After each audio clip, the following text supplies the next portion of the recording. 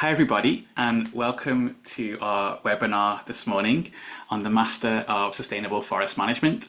My name is Shane Moore from the Faculty of Graduate and Postdoctoral Studies, and it's really great to be able to welcome you here today. I can see people arriving. Thanks for joining us. As we get started, it would be really great to hear where you're listening from. So in the chat, please type in and say hello and let us know the country or the city. Let us know where you are in the world in the chat. Today we also want to be able to answer your questions. So if you do have any questions for us today, make sure that you put those into the Q&A. I will turn the chat off soon, but in the Q&A you can post your questions, and you can also upvote questions. So if you see a question that somebody else has posted and you really want to hear the answer to that one, make sure that you upvote the question. We've got a really great team today who are going to be giving you an overview of the program, an introduction to the Faculty of Forestry. We're going to talk about career opportunities, and we're going to give you some really important application advice to make sure that your application is as strong as possible. I can see a couple of people who have started to post in where they're listening from. So we've got people here from Smithers, BC, White Rock, Nairobi in Kenya. That's amazing. So let us know where you're listening in from in the chat. Before we do begin, however, I do just want to take a brief moment to acknowledge that we're broadcasting today from the traditional, ancestral and unceded territory of the Musqueam, Squamish and Tsleil-Waututh. And as guests on this land, it's an honour to be able to live here, to learn, to work here, to build a life on these lands. And many of you will recognise what I've just spoken as a land acknowledgement. If you don't, you'll often hear us give land acknowledgements during your time at UBC, and that's because UBC Vancouver is located on the traditional and unceded territory of the Musqueam, who are one of the First Nations of Canada. And I know you're doing your research right now. You're reading about UBC, you're reading about our different programs and the Faculty of Forestry. And I'd also encourage you as part of that research to learn about the history of these lands. One of the things that has made me feel more connected to this place is to understand its history. And there's lots of opportunities to do that. Through the UBC website is one great place to start. Let's get started on our presentation today, and let me pass it over to Ken Byrne to take things from here. Ken, over to you. Thank you, Shane. Good morning, everyone, or good afternoon or good evening, depending on where you're zooming in from. My name is Ken Byrne. I'm the program coordinator for the MSFM program. And what you're looking at here is on the top left corner is the Forest Sciences Center. If you choose to join the program, you'll be spending a lot of time here.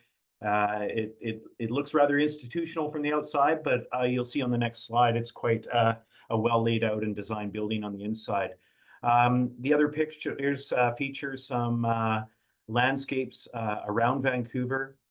So the bottom left is the campus of UBC, and there's a lot of sports activities that are available, cultural activities that are ongoing. We're also adjacent to a rather large urban forested park, Pacific Spirit Park, right next to campus. And then there's also easy access, many other recreational opportunities on the North Shore Mountains, both hiking and skiing.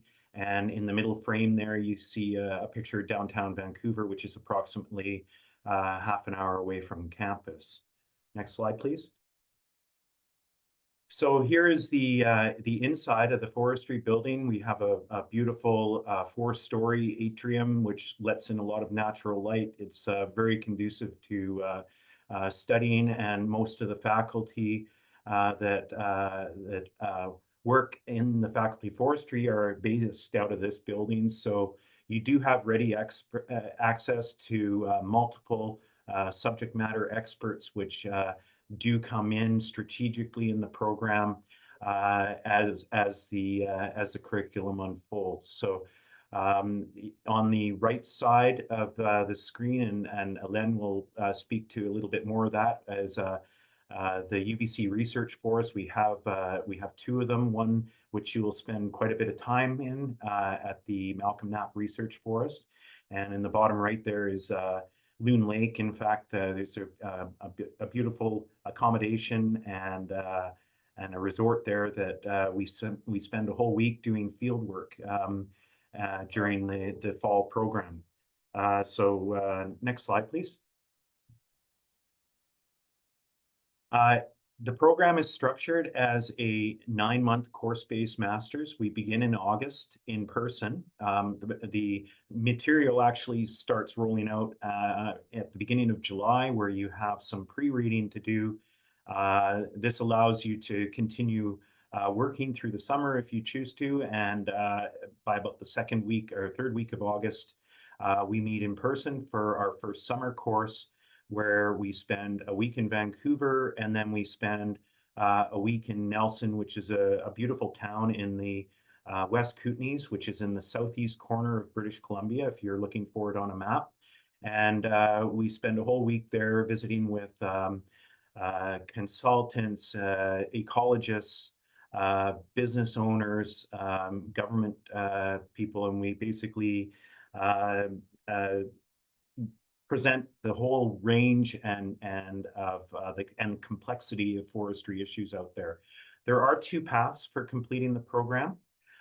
You can do it either on a 10-month cycle or a 22-month cycle. So there is room for taking a year leave of absence, which, well, in the history of the program, only a couple of people have done, but that option is there for you. Next slide, please. So what will you learn? Well, we really pride ourselves on experiential learning, contact with leaders in their field, both professionally and academically. There are plenty of hands-on practice in land management to quite literally get your hands dirty, digging in soil pits and learning about the ecosystems and the plants, and then how to manage those for a whole range of values. So we have site level forest land management. We have landscape level forest land management, where we partner with small, usually community forests that have a strong connection to Indigenous either ownership, direct ownership, or a very close connection. So Shane mentioned the land acknowledgement. We live and breathe that in the program, and make sure that those Indigenous values are weaved throughout the program. There are courses that integrate and synthesize quantitative data with these qualitative values, both through sampling and fairly advanced GIS, geomatics tools. And you'll learn how to use models both at the stand level and at the landscape level to help integrate all these challenging values that we need to manage for within stands and across the landscape. Next slide, please. And I believe this is where Hélène comes in. Well, hello, everyone. My name is Hélène Marcoux. I am one of the co-directors of the Masters of Sustainable Sorry, Forestry. you're on mute, Hélène. Am I on mute? No, I can hear you. Go ahead. You loud and clear. Okay, good. Thank you. So I'm one of the co-directors of this program, and Nicholas, that you just heard his voice, Nicholas Coops, is the other co-director. I don't work on campus. I work at one of our research forests, which is about 90 minutes or 75 minutes away from the main campus in Vancouver. So actually in the background, this photo is part of a project that we did last year, where we're looking at high retention forestry operations and all the ecological values tied to that and the operational considerations. So we're really, like Ken said, focusing on pathways for you to get this experiential learning that equips you to go into your career as a forest professional. Just looking at some of the photos here are some of the cohorts over the last few years of students. And we actually just spent, was it last week? It seems like a blur right now, a full week last week working on this site level plan that Ken's talking about. So basically doing all the data collection, all the planning and considerations, and then we carry out some of the forest operations, some of the logging this winter, and the students come back in the new year to see this in action. So you actually get to be part of something very real, which I think is important as you gear up to become a working professional if you aren't already. So in terms of career opportunities, so I'm a registered professional forester, so is Ken, and I'll speak to a little bit what that means in the context of Canada. So this program is certified both in Canada and the US for folks that want to go down pathways to become in Canada what is called a registered professional forester, which is a requirement if you want to do work that has to do with forestry or managing trees and stands on the landscape in Canada. In the US, it's a bit of a different process, but again, this program is accredited through that process in the United States. As far as graduates, like the employability of our graduates in British Columbia and the Canadian context are highly sought after. You know, you're all coming to this program if you choose to come to the program with prior education, with work experience, a level of maturity and desire to be doing this career. And so employers have been really, really drawn to our graduates over the years. And the career opportunities are so broad. I mean, you might be working with a small community forest, you could be working with an Indigenous community, you could be working for a municipality or a regional district, or a park program, or in the private sector or the public sector. I mean, there's lots of examples, and if you're interested to know more about some of the career paths, I know on our website we have some testimonials of people and the career pathways they've taken. So in terms, Ken spoke to this a little bit earlier, there's 2 ways to take the program, and the bulk of the students go with this first option. Either pathway does require full-time registration, but so option number 1 was basically that you do the full program from start to finish in this 9 to 10 month period.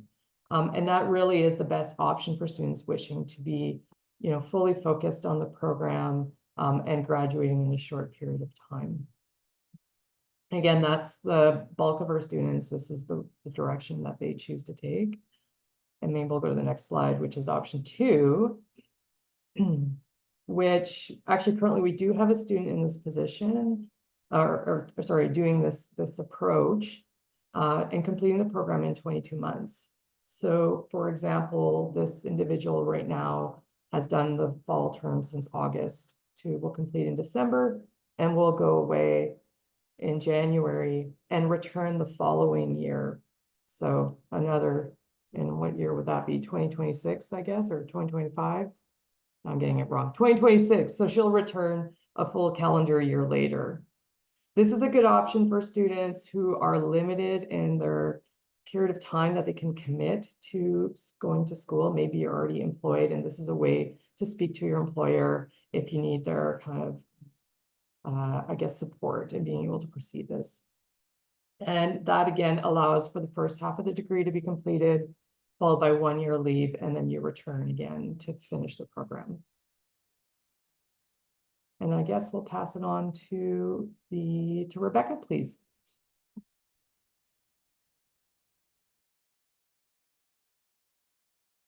Thanks, Helen. Hi, everyone. My name is Rebecca Kim, and I'm one of the admission coordinators in the Graduate Student Services at Faculty of Forestry. And I oversee the MSFM program from admission to students' graduation. And in the upcoming slides, I'll be going over our general admission requirements. So for academic background, our website states that applicants must have an academic background in a relevant field such as forestry, environmental sciences, computer science, or geography. Additionally, the prerequisites are a basic university level statistics course, biology, ecology, economics plus 1 science course. And this can be any core science like physics and chemistry, but an earth science or forest soils course would be particularly useful. However, the application is reviewed on a case-by-case basis. and the admission decision is not determined solely by your academic background. So our admission committees take a holistic approach, considering other elements of your application, such as your statement of intent and professional experience and references. So it's very important to express your genuine interest in the program and your aspirations for a career in forest land management in your application. So don't hold back from submitting your application just because you think your degree isn't directly related to forestry. For GPA requirement, we require a minimum bachelor's degree equivalent to a 4-year program with a minimum average of B+, that's 76%, or 3.3 on a 4-point scale in senior level courses if your credential is from a North American institution. If you have completed your degree in a foreign country and you're not sure, we will assess your overall GPA to ensure it meets the B+ standard. And you can find the comprehensive information on the general requirements for international credentials by country on the UBC Grad and Postdoctoral Studies website. And I'll share the link to the list of countries in the chat box after my presentation. For English language proficiency tests, if the primary language of instruction at your institution is not English and your degree was not taught in English, you'll be required to provide English language proficiency test scores. Acceptable ELP tests include TOEFL, IELTS, KILE, and PTE, and TOEFL and IELTS are most commonly submitted. And the minimum required TOEFL score is 100, with individual component scores of at least 23 in reading, 24 in writing, 23 in listening, and 22 in speaking.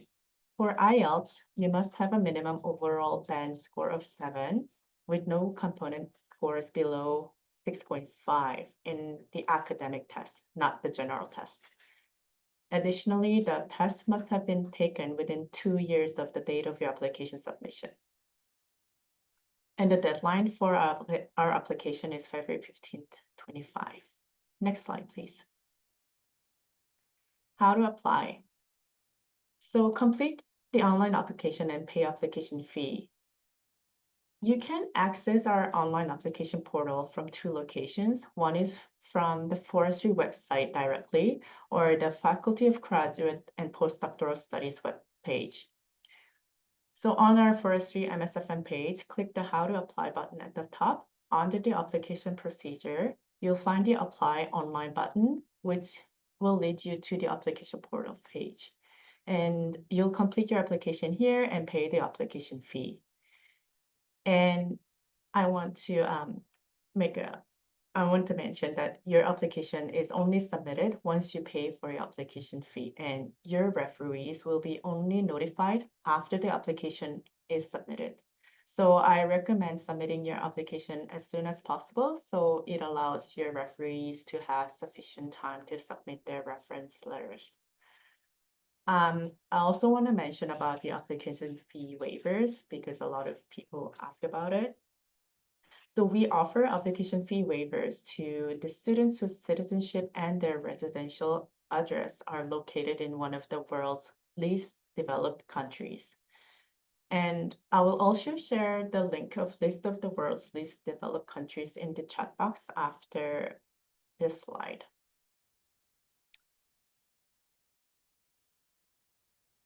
For your transcripts, so as you're part of your application, you must list all post-secondary institutions you've attended and upload scanned transcripts for each entry.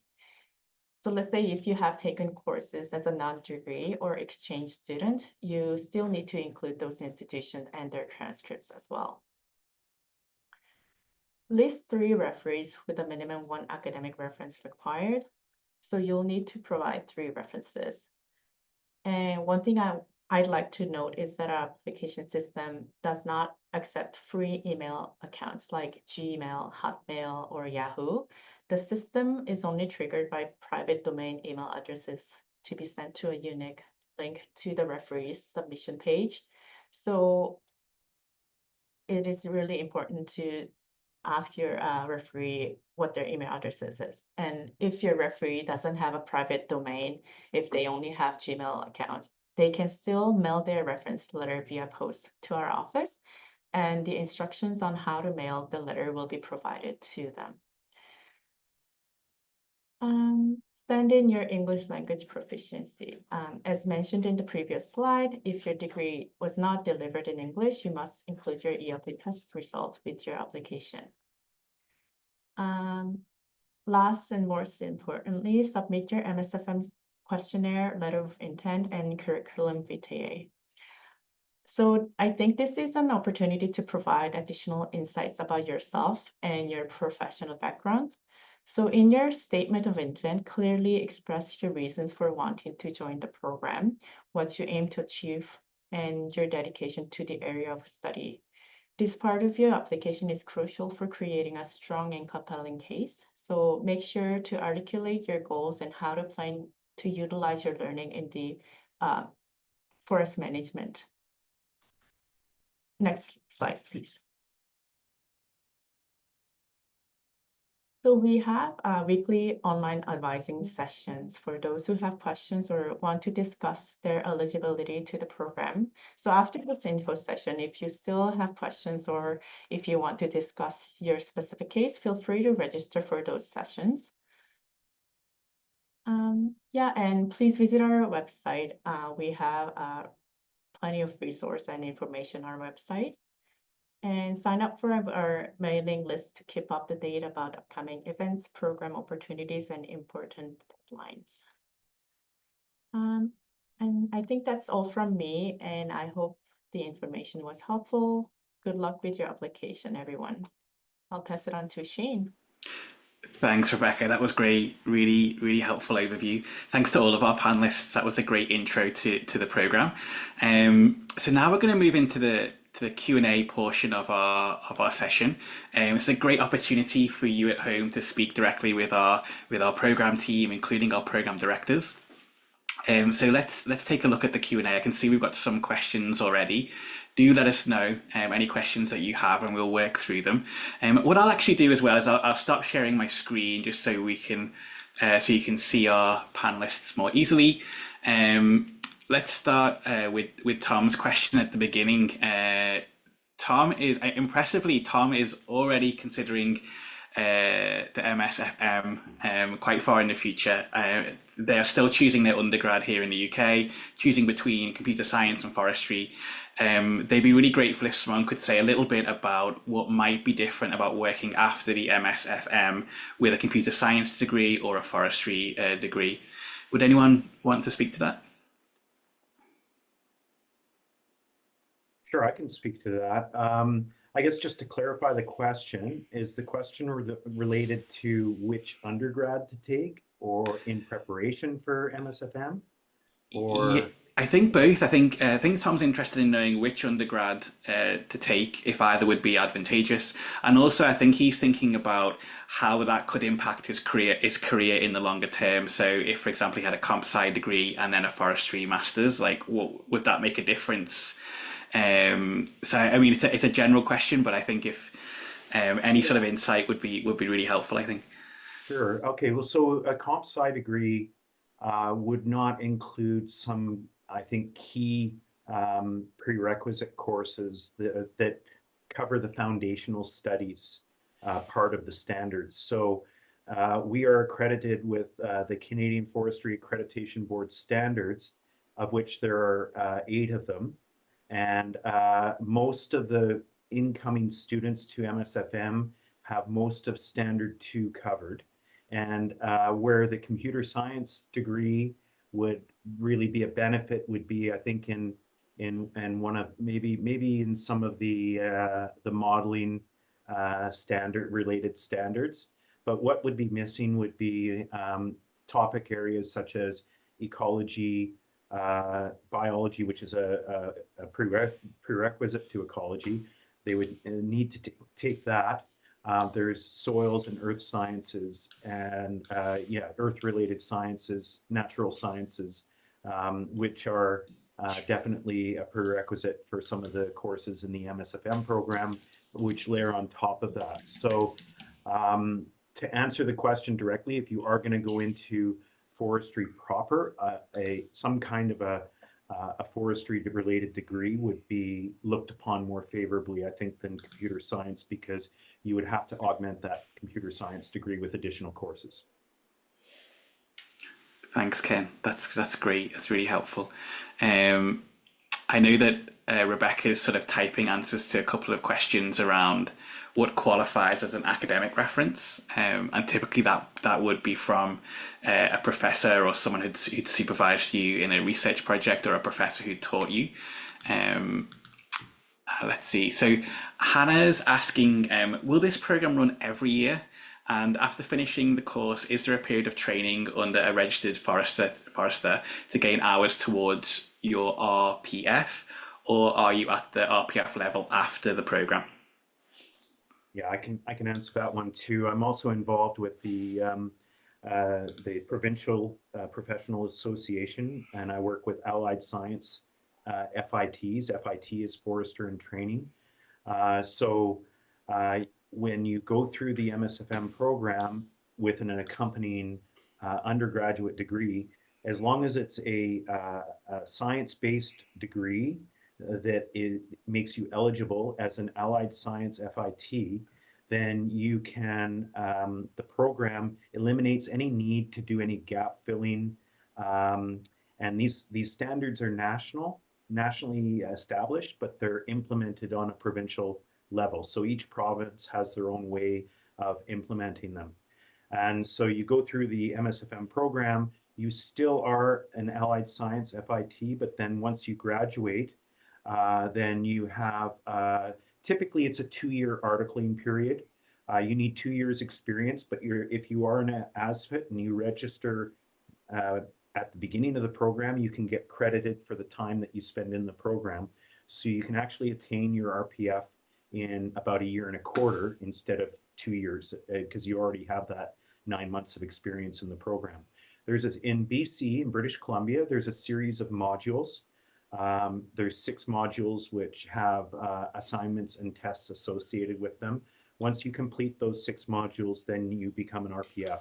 Other provinces have similar but slightly different approaches to how they train their professional foresters, but typically it's a 1 to 2 year process after graduation. As an Allied Science FIT, you have 6 years to complete all those requirements. If you come in, and I do have some students that will come in with maybe an arts degree, but then they've taken all these science-based courses to make them eligible for the MSFM program. An arts degree does not qualify you as an Allied Science FIT. So you do need to complete the program first. And then at the end of the program, you actually register as a FIT, so a Forester in Training. And in that stream, you have 4 years to complete the same requirements. But upon graduation, you're more or less on the same path. To answer, I think the other part of that question was, do we run the program every year? Yes, we do. Thanks, Ken. That's great. The question here from Kelly asking, is it a challenge to find housing in Vancouver for such a short period of time? I'm happy just to talk about housing more generally and give you some tips quickly. The only time it would be challenging is if you left it to the last minute. So our advice really is to start thinking about housing early. A great place to start is on UBC Housing's website. I'll post a link to that in the chat now. And there you'll find information about the housing that we have on campus, as well as links through to information about off-campus housing as well. You can actually apply for on-campus housing even before you've applied to a graduate program. So even if you haven't finished your application and you're interested in living on campus, then I'd encourage you to apply to through graduate housing through the website here, and apply early, and then you're on the list, and hopefully you'd find housing. If not, there is housing available off campus. There's also private landlords that work on campus where you can rent housing. And what we do as well at the Faculty of Graduate Studies is once you have an offer of admission, we'll give you access to our community webpage, and that's a great place where you can link with other incoming graduate students. And what many people do is pair together or group together and then rent an apartment. Or it's a great place to look for people who are renting out a room. So maybe a couple of graduate students will have found a place and they're looking for a third person. So it's a great way to find a room in a shared house or a shared apartment. So we provide lots of information as part of the onboarding process. But the key thing I would say is just to start to do your research early. Look at the different options that are open to you, so that you're ready when it's time to find a place. Did anyone else on the panel have anything on housing or? Yeah, I would just echo what you said, is apply early, apply before you even apply to the program if you think you might be needing UBC housing. And yeah, that would be my best advice. Great, awesome. Okay, just jumping ahead here. Zarin asks just about the types of courses offered uniquely to the MSFM program.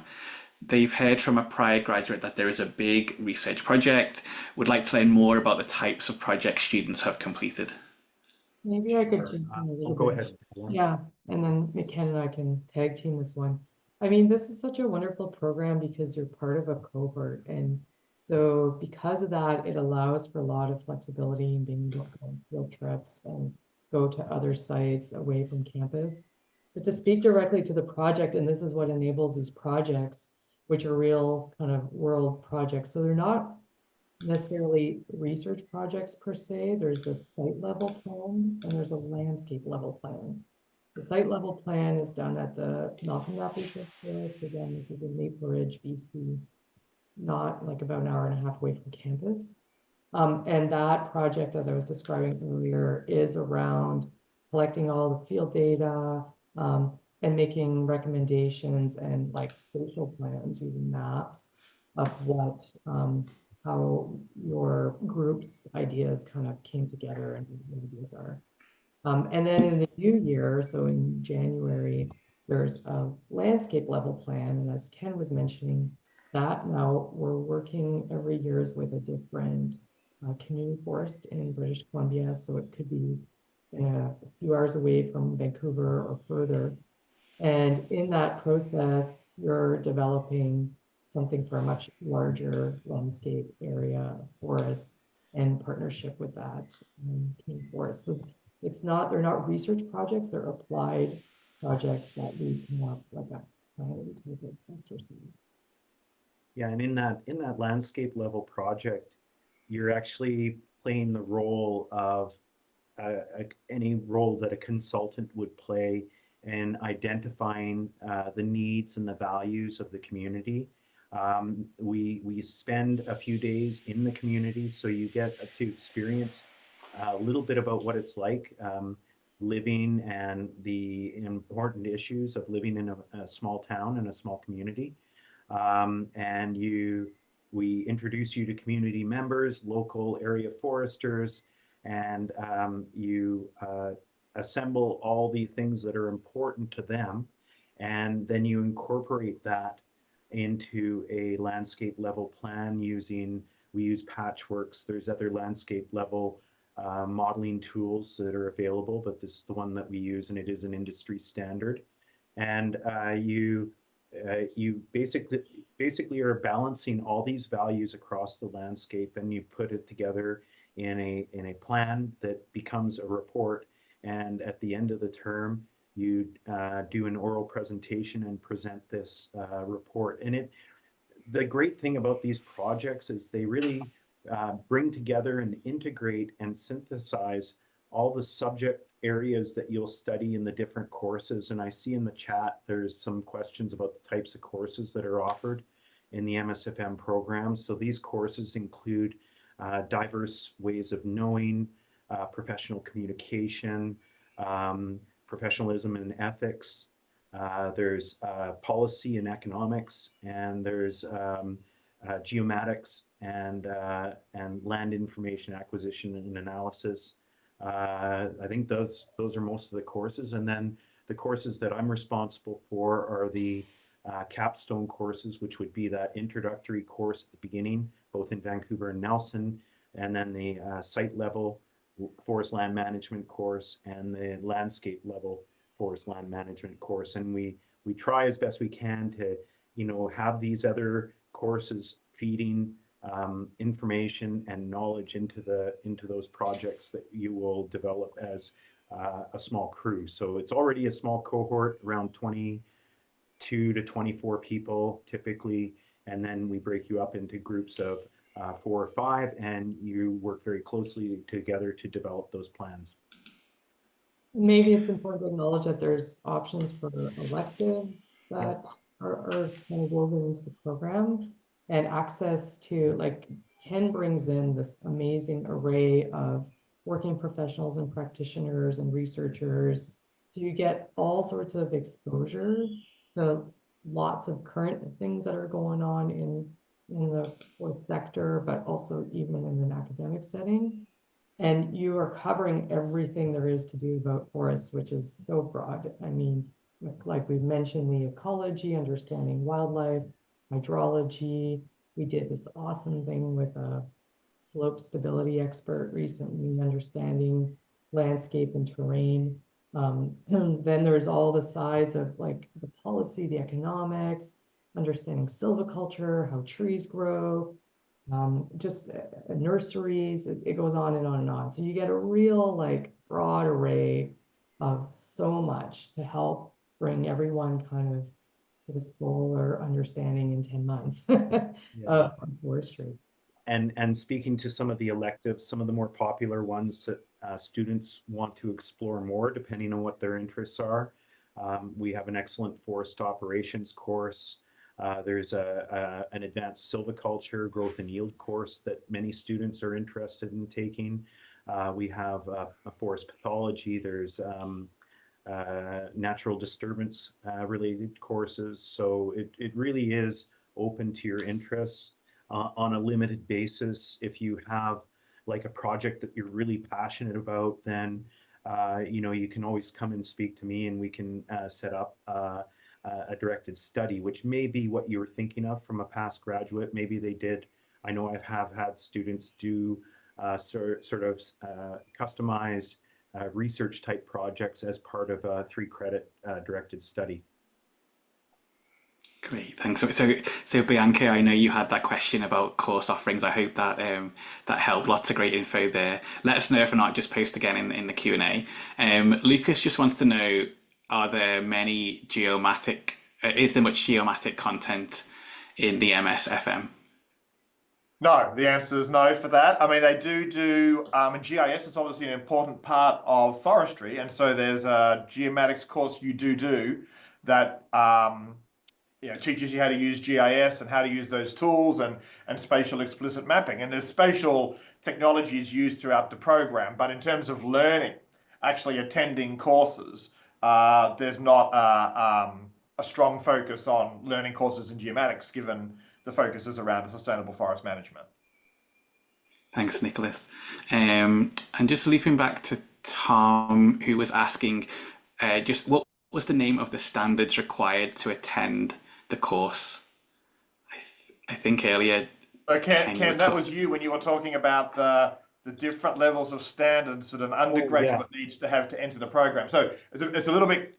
I think Ken, you were saying that it depends on your undergraduate degree whether you can actually get into MSFM without needing to do additional courses to boost the undergraduate degree you have. If you have an undergraduate degree in sciences with botany and ecology and these types of things, then you meet most, if not all, of the requirements to enter MSFM. If you do a degree that is not in the sciences, perhaps like computer science, where you don't have a lot of that ecology and biology, you're going to be missing some of the courses you need to enter MSFM, and you need to go away and do those as just one-off courses, perhaps, to sort of augment your undergraduate degree to get you into the MSFM. And I think, Ken, you're saying you can you'd work with someone like Ken, you'd work with Rebecca, you'd look at your undergraduate degree, and then you'd say, okay, what's missing? What do I need to grab? And we can advise you then on what you would need to then get entry into the program. Ken, is that accurate?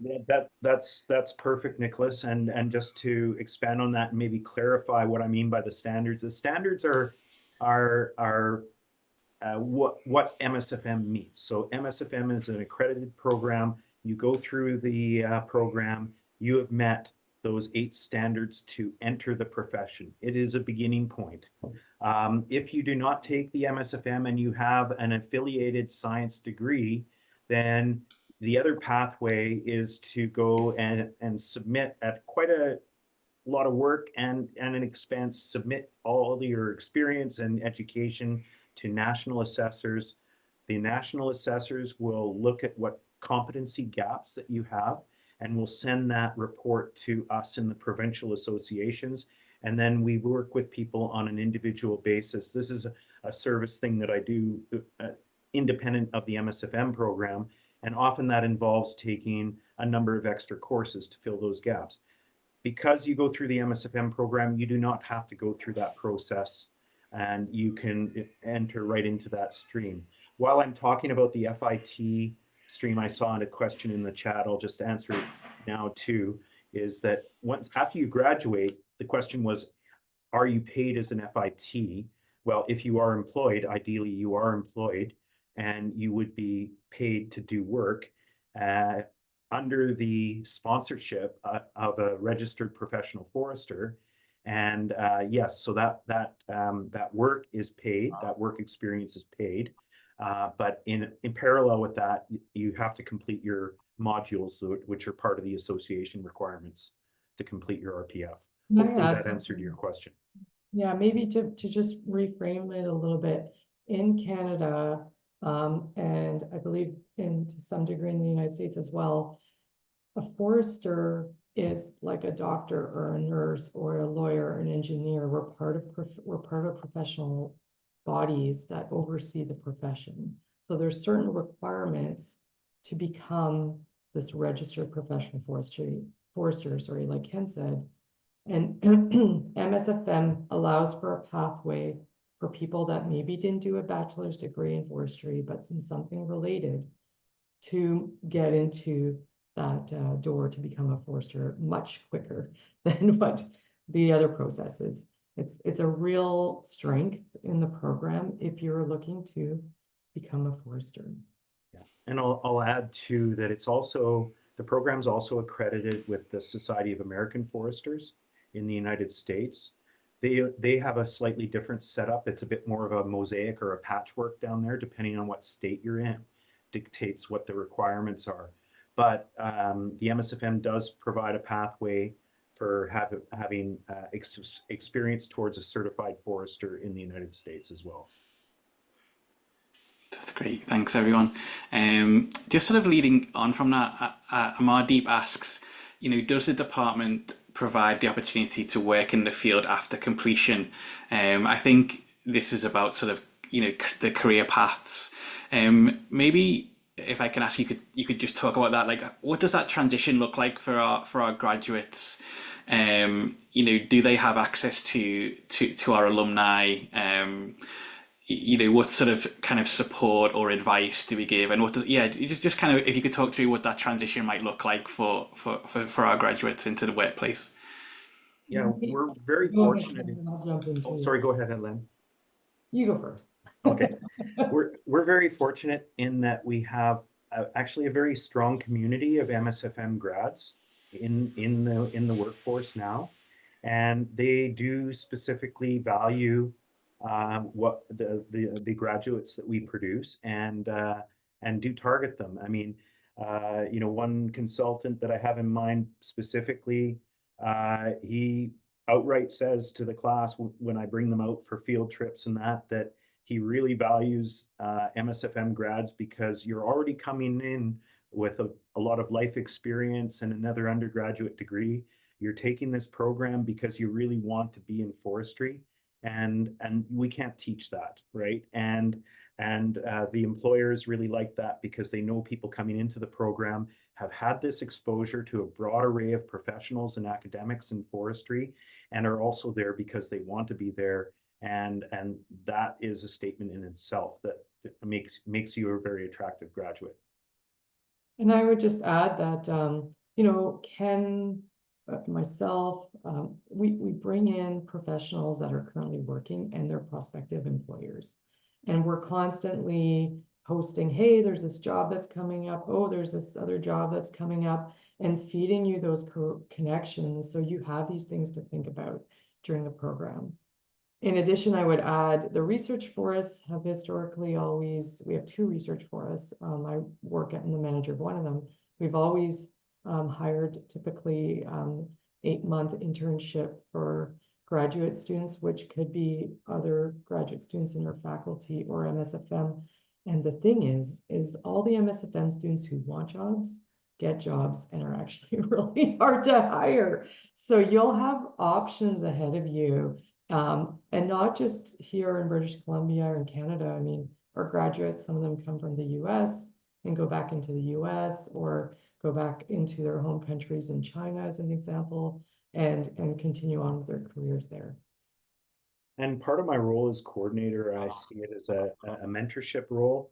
I'm always available to work with students to improve their CV, work on their cover letters, provide references when employers call.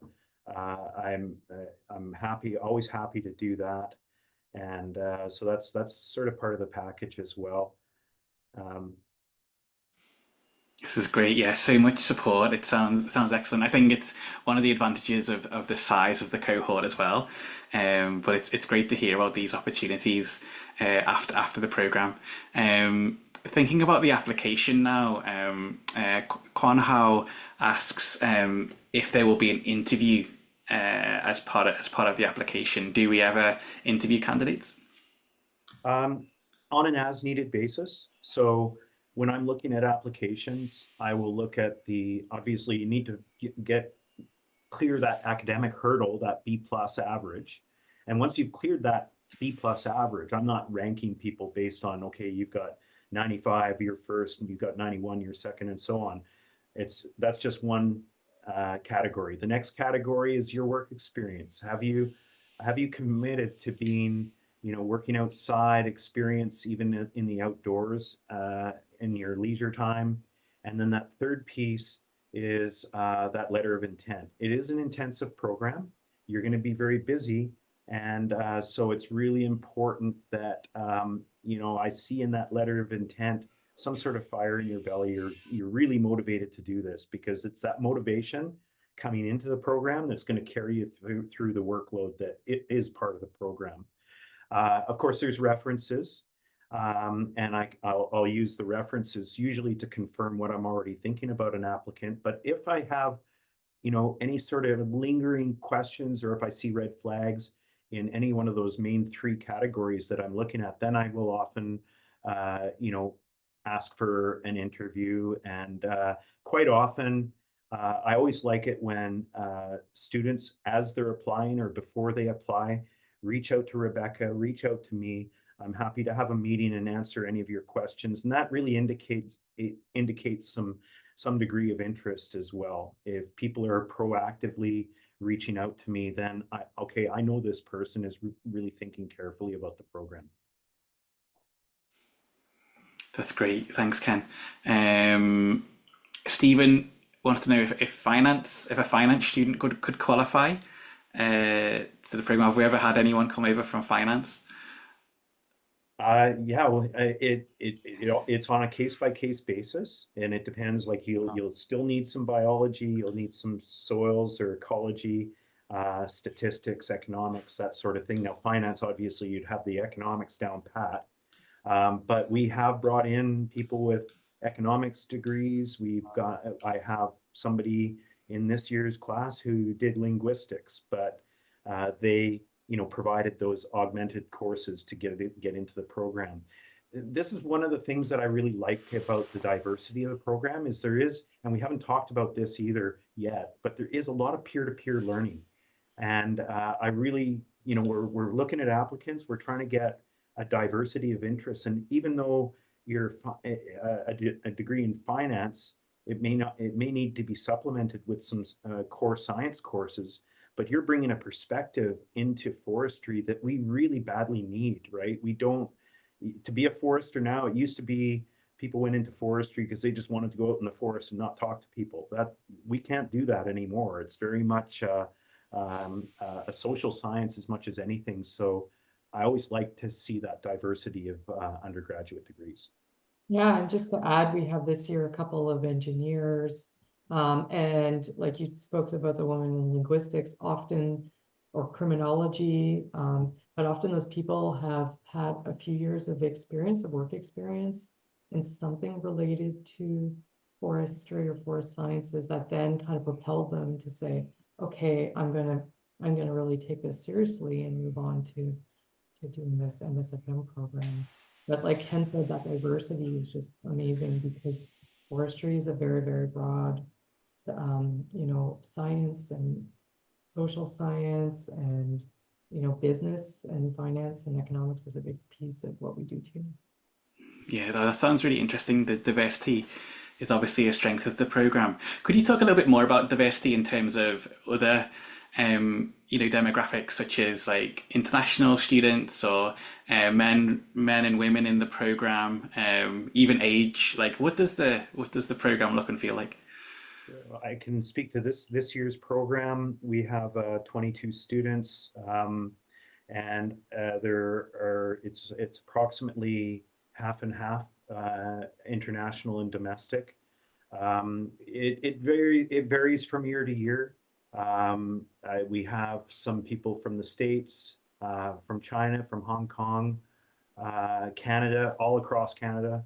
Last year was quite diverse. We had people originating from places like Peru, Mexico, the UK, China, Hong Kong, and again the States. So it does vary from year to year, but we do actually are attracting more and more international students to the program. In terms of other demographic factors, this year we have 3/4 women, which is amazing.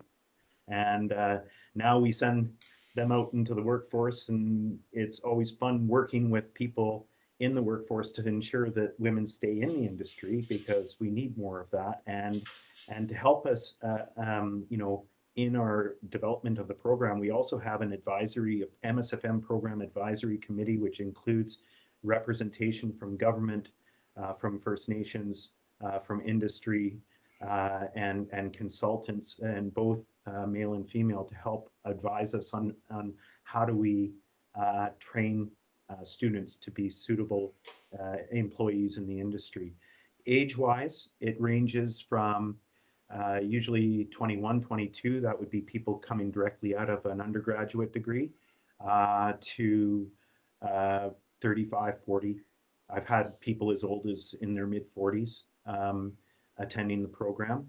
And that also that age diversity also brings in different levels of experience. So the older students tend to get more practice being mentors, and then the younger students benefit from that by having that experience in the classroom and working closely with groups. And I really do look closely when I'm setting up these groups to try and match up personalities as best as I can.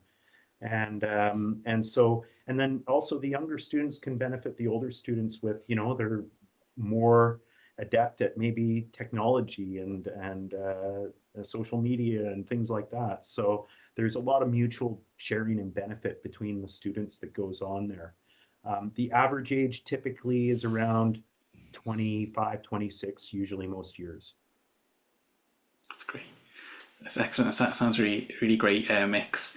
So we've just got a couple of minutes left now. If you do have any final questions, now's your chance. Do let us know any final questions before we wrap things up.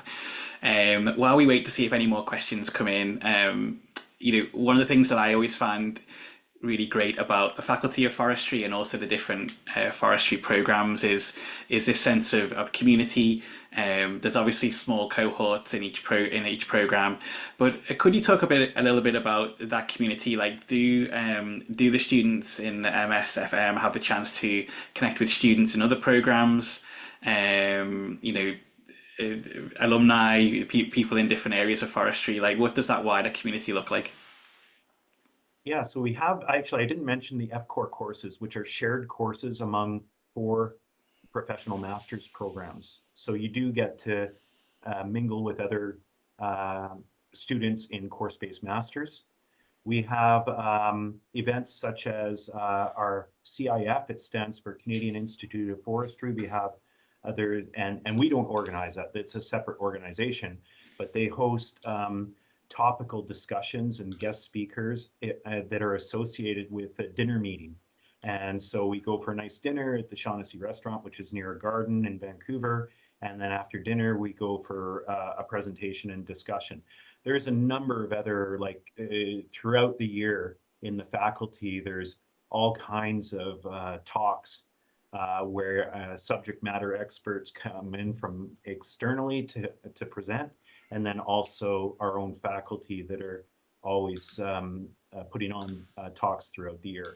I'm sure others may have some more to add. Maybe I could add that we also endeavor to bring members of MSFM that want to participate in some conferences that take place in British Columbia. So there's the Forest Professionals of BC conference. We have the different silviculture practitioner conferences that take place as well. So we endeavor to kind of bring the folks that really want to go to these to get that opportunity to, broaden their experience from that perspective. Brilliant, excellent. Just one more question here from Tom. He says, thanks to all. Just to be sure I've understood, if I needed to take additional courses to meet the foundation professional standards, I'd be told what courses I needed to study at the point of application, and these would be courses at the university which I'd pay extra tuition fees for.